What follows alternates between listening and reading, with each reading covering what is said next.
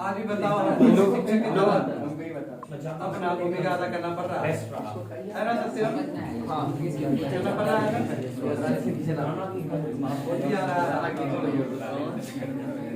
चलो ठीक है। जो भी स्पीच शेयर किए हैं रामानंद जी और जो भी गाना गाए हैं ये बहुत ही अच्छा गाया है इन्होंने। और देखो अवेयरनेस जागरूकता बहुत जरूरी है। स्पेशली मैं बात करूं विद्यार्थीगण, जितना जागरूक रहोगे उतना अच्छी बात है। देश में क्या मुद्दे चल रहे हैं सभी मुद्दे से जागरूक होना होगा। भले ही तुम साइंस बैकग्राउंड से हो, कई बच्चे लोग यहाँ पे 11th के भी है 12th के भी है, भले ही अभी तुम लोग अपने अपने डोमेन में हो, 11th को हो 12th को, कई कॉलेज के भी है, मगर सभी को मन चाहे या नहीं चाहे करंट अफेयर से वाकिफ होना ही है। क्योंकि देश दुनिया में जो चल रहा है पता नहीं चलेगा तो भाई कैसे जियोगे फिर। अवेयरनेस जरूरी। हम ये नहीं कहते कि विद्वानी बन जाओ, हम ये भी नहीं कहते कि झोला छाप बन जाओ। समझने का प्रयास होना चाहिए। और हाँ, इनके बारे में क्या बोले, इनका नाम रामानंद है ना, और इनका इतिहास है, लंबा इतिहास, इनके नाम से इतिहास जुड़ा हुआ है। कबीर जी के गुरु रहे हैं। सबसे पहले मैं बोलूं तो श्री राम, मर्यादा पुरुषोत्तम राम, इनके नाम से भी इनका नाम जुड़ा है। और दूसरा, यदि मैं इतिहास के पन्ने में दर्ज करवाऊं अपने आप को तो मुझे ज्ञात पड़ता है एक कोई रामानंद भी थे आज जिन्होंने भक्ति मूवमेंट के लिए इतना प्रयास किया था, बहुत ज्यादा प्रयास किए थे, और जिसके वजह से अभी हरे रामा हरे कृष्ण गली गली में मिल जाते हैं ये मूवमेंट। दक्षिण भारत के होने के बावजूद भी जो उत्तर भारत में उनका जो प्रकोप चला, जो उनका असर चला, ये बिल्कुल सराहनीय है और ये अलौकिक भी है और इतिहास में एक लंबा स्थान बनाता है। तो चलो समय को समझते हुए आगे बढ़ते हैं। और हम यहाँ पे अब हमारे बहुत ही अजीज विद्यार्थी जो बहुत ही तेजस्वी है, बहुत ही विलक्षण है, ऐसा मेरा मानना है क्योंकि मैंने उसे देखा है, बहुत करीब से देखा है, उसके तरक्की में उसको देखा है, उसके सुख में देखा है, उसके दुख में देखा है। और हम अभी चाहेंगे कि तुम भी उन लोगों को देखो, तुम भी देखो उसको। और ये जीता जागता एक नजीर है सभी विद्यार्थी के लिए। तो हम स्टेज पे बुलाना चाहेंगे प्रिंस को। और प्रिंस आप यहाँ पे आइए और सभी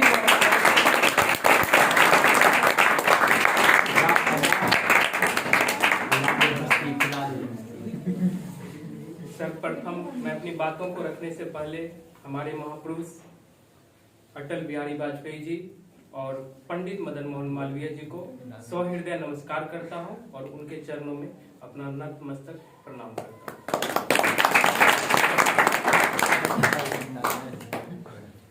आज हम बहुत खुश हैं कि मुझे सिविल सर्विसेज क्रांति के इस प्रांगण में 2 शब्द कहने का मौका मिला है। साथ ही साथ आप लोग का भी बहुत बड़े आभारी हैं और मुझे खुशी है कि मैं इस परिवार का एक छोटा सा हिस्सा हूं।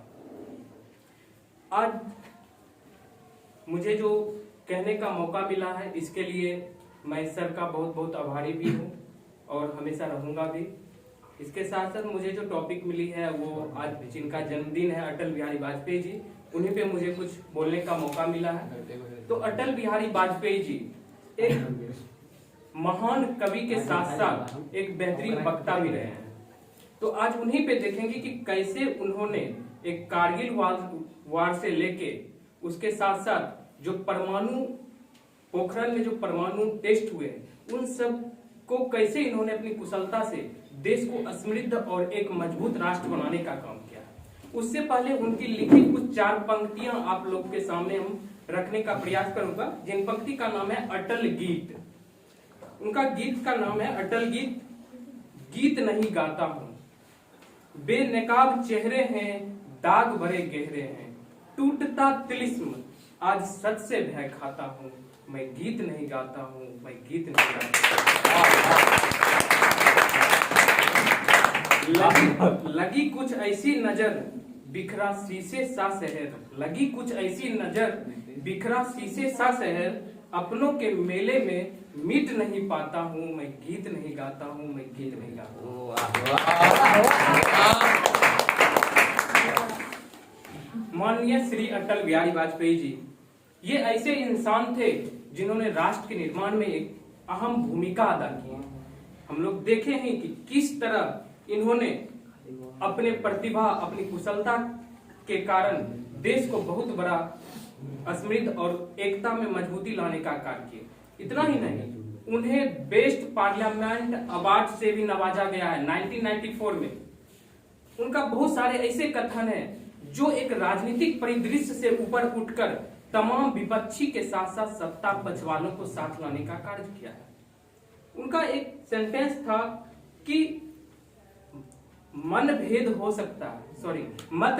सकते हैं, आप किन्हीं और को मान सकते हैं, वो किन्हीं और को मान सकते हैं, लेकिन मनभेद नहीं होना चाहिए। और वो आज तक उनका यह शब्द आज देश में जब भी राजनीति में विपक्ष और सत्ता पक्ष वाले एक दूसरे में आरोप प्रत्यारोप लगाते हैं तो उनके इन शब्दों को अच्छी तरह से परोसा जाता है।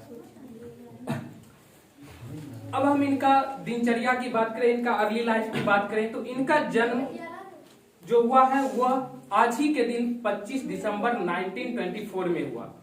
1924 में इनका जन्म हुआ है और इत्तेफाक से देखिए 1925 में आरएसएस की स्थापना भी हुई और ये आरएसएस से बहुत जुड़ाव भी रखे। इनका जो स्कूली शिक्षा हुई है वो शिशु विद्यापीठ से हुई है, जो कि अभी चल के आप जानते हैं कि जो शिशु विद्यापीठ है, ये शिशु मंदिर जो है वो आरएसएस की है, एक छोटा सा संस्था है जो एक शिक्षा का कार्य करती है। तो ये उन्हीं से जुड़े रहे और आगे चल के 1939 में ये आरएसएस का एक सदस्य भी बने। और इतना ही नहीं, जब 1942 में भारत छोड़ो आंदोलन, क्विक इंडिया मूवमेंट चल रहा था, तो इन्होंने बढ़ चढ़ के हिस्सा लिया और देश के आजादी में भी अपना महत्वपूर्ण योगदान निभाने का कार्य भी किए। क्या हुआ, जब नाथूराम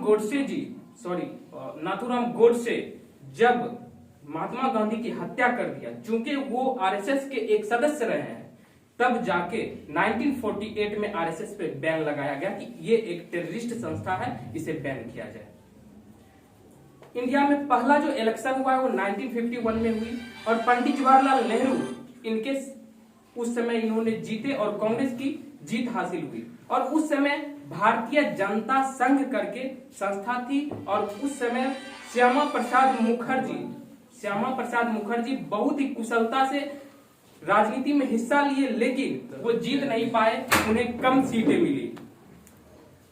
इतना ही नहीं, जब इमरजेंसी आई 1975 में, इंदिरा गांधी ने इमरजेंसी लगाई, तो उस समय जेपी मूवमेंट हुआ था और उस जेपी मूवमेंट में अटल बिहारी वाजपेयी ने बहुत ही अच्छा प्रदर्शन किए और बहुत ही कुशलता से लोगों को जागरूक करने का काम किया और उन्होंने कहे कि यह लोकतंत्र का सरासर हत्या है। और जब 1977 में इमरजेंसी खत्म हुई और उस समय जो इलेक्शन हुआ, उस समय कांग्रेस दो भागों में बट गई, एक कांग्रेस आर, एक कांग्रेस ओ। जो कांग्रेस आर थी वो माइनॉरिटी में थी, जिनका हेड इंदिरा गांधी थी, और जो कांग्रेस ओ थी वो मेजोरिटी में थी, जो छिटपुट छोटे छोटे दल बन के एक अलग विचार से जुड़ गए थे। उस समय जनता संघ की सरकार बनी, लेकिन उनकी मेजोरिटी इतनी अच्छी नहीं थी, तो वो तुरंत ही सरकार गिर गई। और 1980 में जो सरकार गिरी, इतनी बुरी तरह से सरकार गिरी कि फिर वो संस्था नहीं बन पाई। और फिर अगेन क्या हुआ कि लाल कृष्ण आडवाणी जी आरएसएस चाहता था कि लाल कृष्ण आडवाणी को प्रधानमंत्री का चेहरा बनाए, लेकिन लाल कृष्ण आडवाणी जी चाहते थे नहीं, अटल बिहारी वाजपेयी चेहरा बने। और ये बातें उन्होंने गुप्त रखी और अचानक से घोषणा कर दिए कि जो अटल बिहारी वाजपेयी है वो प्रधानमंत्री का चेहरा। अब अटल बिहारी वाजपेयी अचंभित, चूंकि वो 1980 से पहले जो मोरारजी देसाई की सरकार थी उनमें वो विदेश मंत्री के कार्य पे कार्यरत थे। अब अचानक विदेश मंत्री के कार्यरत से और अचानक सरकार जो है उनको पीएम का चेहरा घोषित कर दे, वो भी अचंभित रह गए। तो उन्होंने पूछा लालकृष्ण आडवाणी जी से कि आपने मुझे पीएम का चेहरा क्यों घोषित किया, आप हमको बताते पहले, हम इस पे विचार करते। लेकिन लालकृष्ण आडवाणी कहे कि अगर मैंने आपको कहता कि आप पीएम चेहरा है तो आप कदापि इस चीज को स्वीकार नहीं करते और नकार देते, इसलिए मैंने डायरेक्ट जो है सो घोषणा कर दी।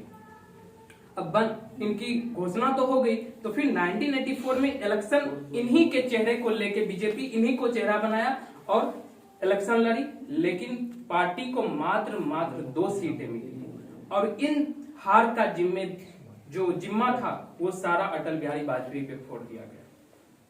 अटल बिहारी वाजपेयी स्वीकार किए कि ठीक है आप मेरे ऊपर जिम्मेदारी सौंप रहे हैं, लेकिन मैं इसके लिए कतई तैयार नहीं था और साथ ही साथ मुझसे जो भी कमी रही है उसके लिए हम संस्था से क्षमा भी चाहते हैं।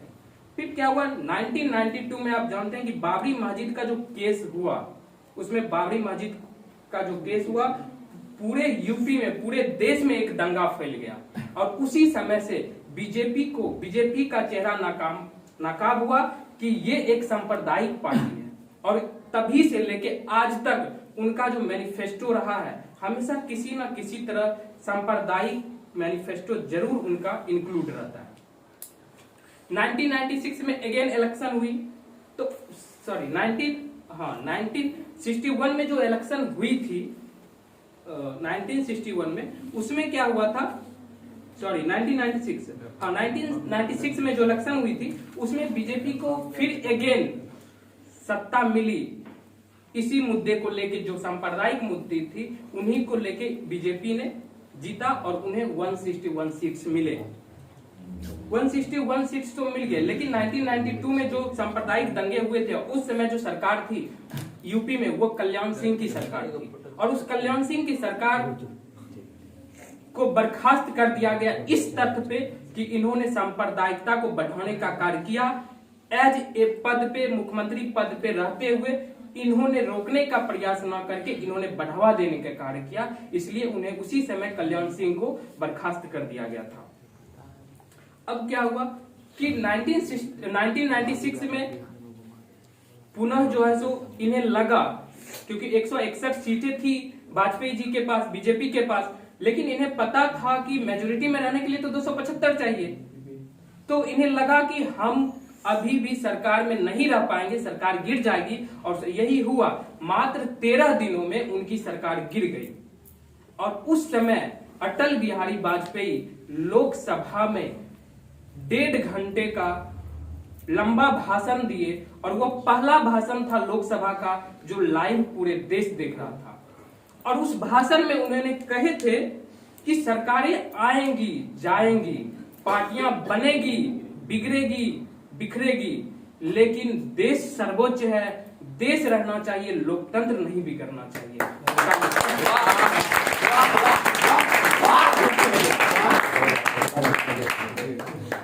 ये था उनको ये चीज। और उन्हें दूसरी बात कि उन्हें लीडर्स ऑफ द लीडर्स भी कहा जाता है। कि हुआ क्या था कि आप देखते हैं 1996 में जो उनकी सरकार बनी थी उसमें मात्र 4 पार्टियों ने उनकी सहायता किए थे, अकाली दल, हरियाणा अकाली दल और शिवसेना। यहाँ ये सारी पार्टियां मिलकर बनी थी। फिर क्या हुआ, सरकार तो गिर गई, लेकिन 1998 में अटल बिहारी वाजपेयी ने बहुत मेहनत किए और लोगों के घर घर जाके अपने विचार पहुंचाए और उसी समय उनका एक सेंटेंस चला था, अब की बार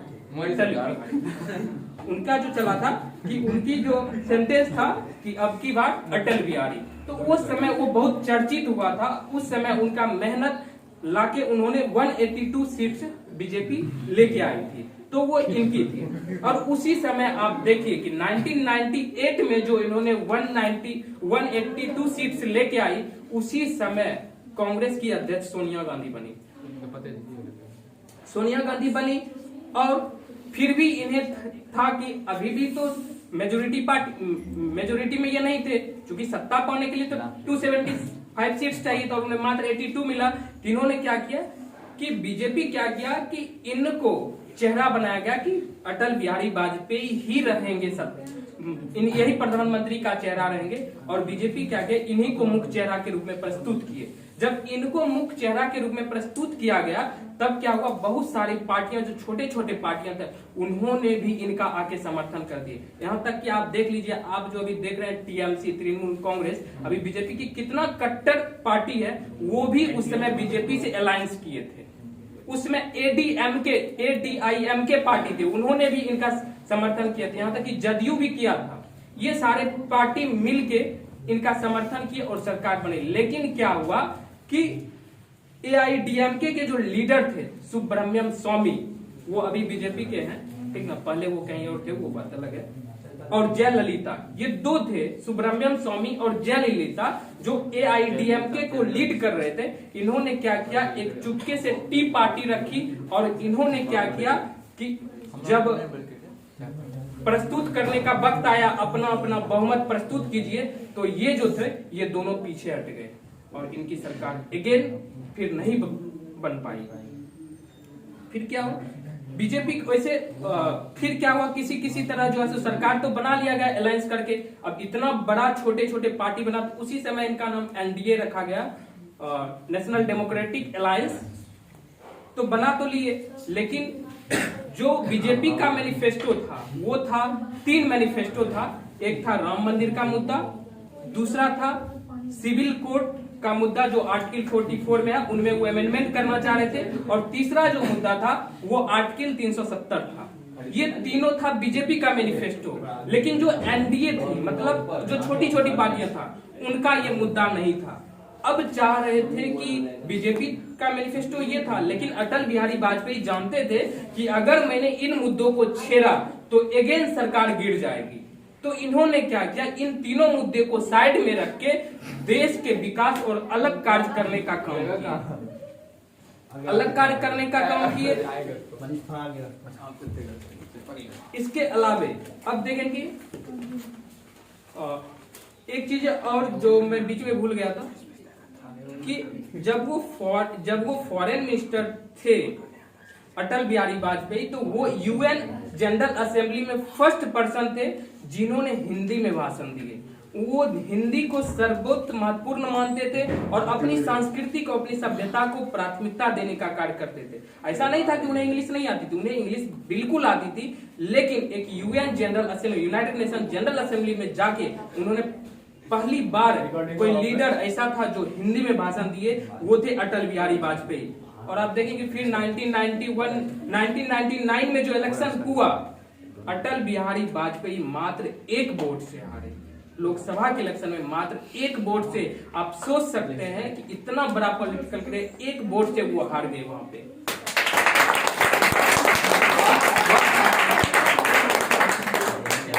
इनके बहुत सारी उपलब्धियों की बात करें तो उपलब्धियों में देखेंगे कि 1998 में जो इंडिया एनपीटी साइन नहीं किया था, क्योंकि इंडिया उस समय वीक था और उसके पास कोई भी न्यूक्लियर पावर नहीं थी। अगर इंडिया एनपीटी पे साइन कर देती तो अमेरिका जो है या अदर जो डेवलप्ड कंट्री था, इनको न्यूक्लियर टेस्ट नहीं करने देता। इंडिया क्या किया कि जब अटल बिहारी वाजपेयी थे तो इन्होंने अपनी कुशलता के कारण और साथ ही साथ तमाम लोगों की मदद से इन्होंने न्यूक्लियर टेस्ट किया। अमेरिका के उस समय जो थे बिल क्लिंटन, उन्होंने इन पे आरोप लगाया और इन्होंने बहुत डांटा, बोला कि हम आप पे सेंक्शन लगा देंगे, ये लॉ लगा देंगे, वो लॉ लगा देंगे। लेकिन इन्होंने जब टेस्ट कर लिया तो अमेरिका बोला ठीक है तुम टेस्ट कर लियो, कोई बात नहीं, ठीक है, अब तुम एक रिस्पॉन्सिबल न्यूक्लियर स्टेट के रूप में कार्य करना होगा, तुम क्या करो। तो इंडिया बोला ठीक है, अगर मुझ पे कोई हमला नहीं करेगा तो हम भी नहीं करेंगे, लेकिन मुझ पे कोई हमला करेगा तो हम भी करेंगे। और उसके 1 साल बाद ही आप देखेंगे कि पाकिस्तान भी न्यूक्लियर टेस्ट शुरू कर दिया और उन्होंने भी किया। तो ये सारी इनकी उपलब्धि है। तो उसके बाद देखेंगे आप लाहौर डिक्लेरेशन, उनका एक बहुत ही अच्छा तथ्य था कि चाहे कुछ भी आप बदल लेंगे लेकिन पड़ोसी नहीं बदल सकते। इनका वो सेंटेंस था और ये चाहते थे कि हमारे जो पड़ोसी देश है, चाहे पाकिस्तान हो, चाइना हो, इन सब से इन्होंने एक अच्छा संबंध बनाने का कार्य कर रहे थे। लेकिन पाकिस्तान अपने बातों, अपने विचारों जो उडंगता था तो उन्होंने वो नहीं माने। तो आप देखते हैं कि लाहौर डिक्लेरेशन एक हुआ जिनमें उन्होंने लाहौर से एक बस सेवा शुरू की है अटल बिहारी वाजपेयी जी कि ताकि हम लोग का जो संबंध है वो अच्छा बना रहे, क्योंकि उनका जो कथन था कि पड़ोसी से हमेशा अच्छा संबंध बनाए रखेंगे तो आने वाले दिनों में हमें किसी से परेशानी नहीं होगी। लेकिन क्या हुआ कि उधर उस समय जो परवेज मुशर्रफ थे, उन्होंने क्या किया, कारगिल पे हमला करके सारे चीज को हथियाने का काम किया। तब जाके अटल बिहारी वाजपेयी क्या किया, 1999 में जो कारगिल वार हुआ था जिसको कहते हैं विजय ऑपरेशन उन्होंने शुरू किया और हमारे जाबाज सिपाही बहुत ही लड़े और उस पे फतेह हासिल किए।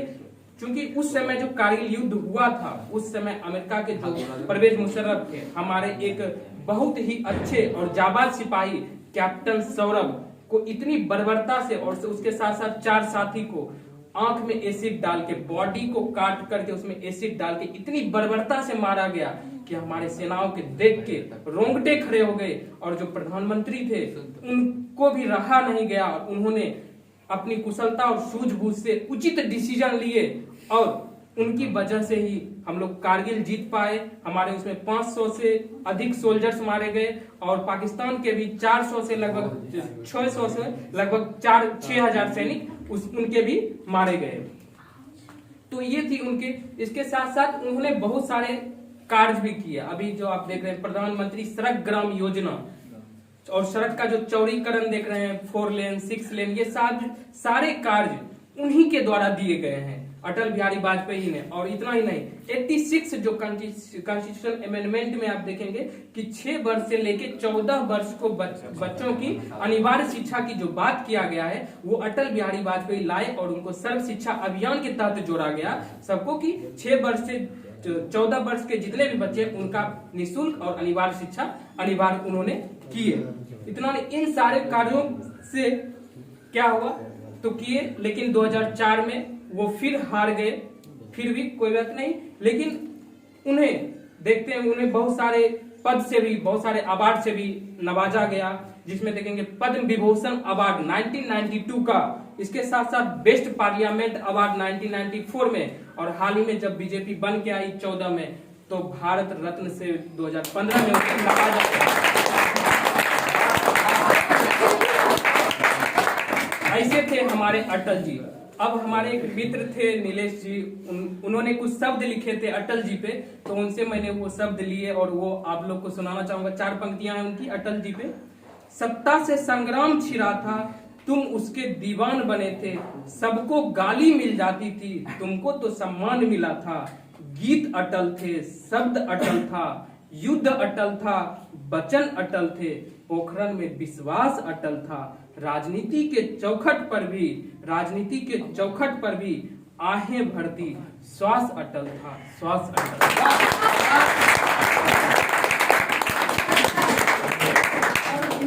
अंत में मैं कुछ शब्द जोड़ना चाहूंगा, क्योंकि आज हमारे महापुरुष के एक अच्छे दिन है, तो हम लोग को महापुरुषों के वचन से उनके बताए गए रास्ते पे चलना चाहिए और साथ ही साथ उनके जो विचार हैं उनको अपने जीवन में बनाए रखना चाहिए। बहुत बहुत धन्यवाद।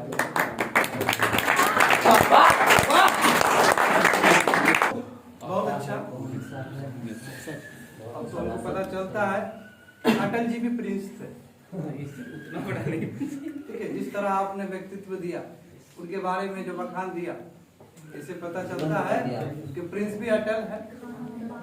ये तो हो सकता है। चलो अब देखो समय के पहिया को समझते हुए, है ना, क्योंकि समय बहुत कम है, इसलिए मैं सभी विद्यार्थी को यहाँ पे नहीं बुलाऊंगा स्पीच के लिए, ठीक है, और बिल्कुल बहुत सारे को तो नहीं बुलाऊंगा बिकॉज ऑफ दिस लेट की वजह से भी नहीं बुला सकता हूँ मैं, ठीक है, क्योंकि मेरा विडम्बना है, क्योंकि हमें 2 ड्रामा भी करने हैं यहाँ पे, ठीक है। तो मैं यहाँ पे अब स्पीच के लिए बुलाना चाहूंगा मिस कोमल को, और सभी स्टूडेंट से आग्रह करूंगा कि आप 3 या 4 मिनट से ज्यादा नहीं ले सकते हैं स्पीच के लिए, सभी स्टूडेंट्स। तो मिस कोमल आप यहाँ पे आओ और सभी को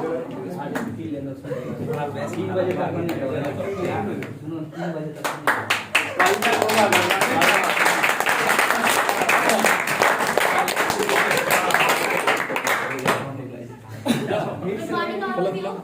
Good morning. This is Komal before you. We all know that today we have gathered here to celebrate culture program. Before starting, I would like to thankful to my teacher who has given me this golden opportunity to say something on this very special day. So my topic is, I'm saying about climate change. What is climate? What is the reason why climate change? When did it start? That's all.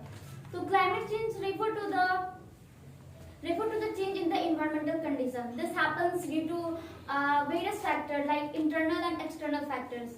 This climatic change has become a global concern across all over the world. Besides this climatic change, affect life on the earth in various ways. This climatic change having various impact on the ecosystem and ecology. Due to these changes, a number of species of animals and birds have got extincted. So, what is the reason of climatic change? There are thousands of reasons that climate has been changed. Mainly natural reason as well as or human reason.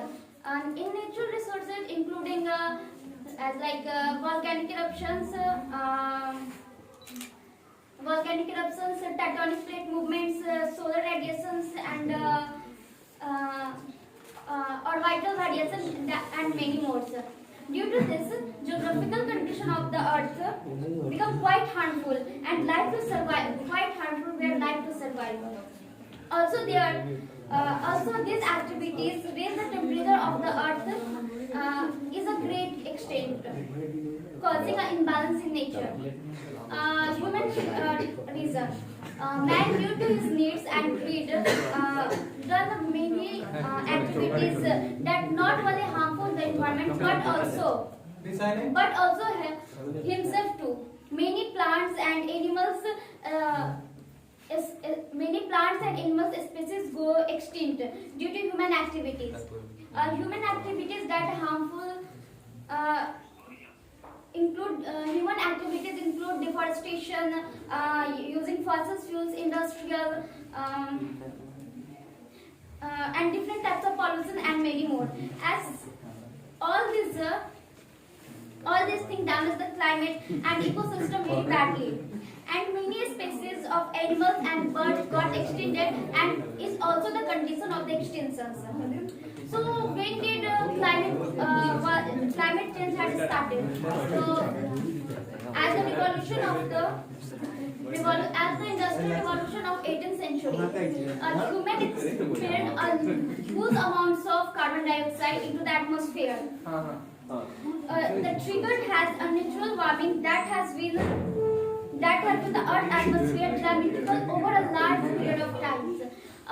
Over all industrial era, we can say about 2.3 trillion of carbon dioxide has been dissolved into the atmosphere. Half of it is dissolved into the oceans and other absorbed by biospheres, while remaining stayed in the atmosphere.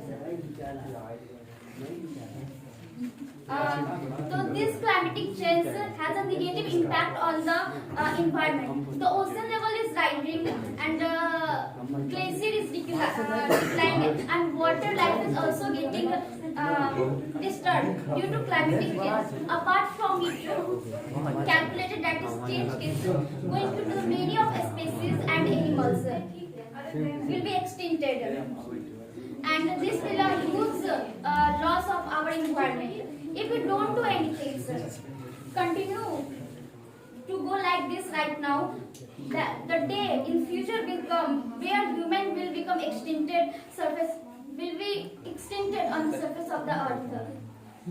So there is an international concern towards this climate change. There are various international treaties like Kyoto Protocol, Montreal Treaty,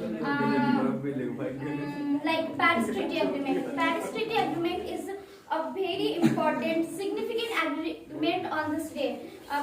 It aims to set goal warming temperature at pre-industrial for pricing to keep below 1.5 degree. It also aims to reach the global net 0 degree. So So we should focus to plant more trees to conserve our nature. Internationally, worldwide moves towards the natural renewable resources and sustainable development. So we can plant 1/3 plants area to be maintained to be compared the total land of area of the earth, and also Paris climate revival in this regard. Is this appreciations. Thank you.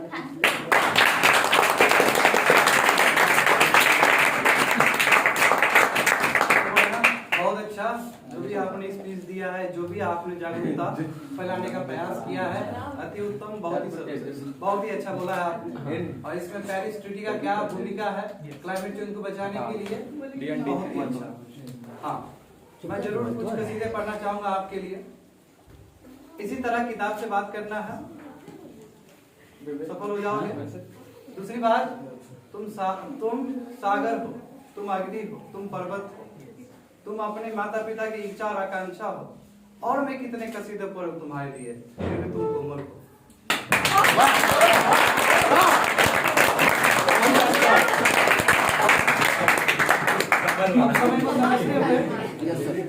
अब समय को समझते हुए बिल्कुल time नहीं है हमारे पास, अब हम किसी को नहीं बुला सकते बाद में है, वो बाद में थर्ड में आ जाएगा। तो अब स्ट्रिक्टली हम लोग यहाँ से ड्रामा शुरू करने जा रहे हैं, इसलिए 5 मिनट ब्रेक है, उसके बाद ड्रामा शुरू करेंगे। ब्रेक वाला है।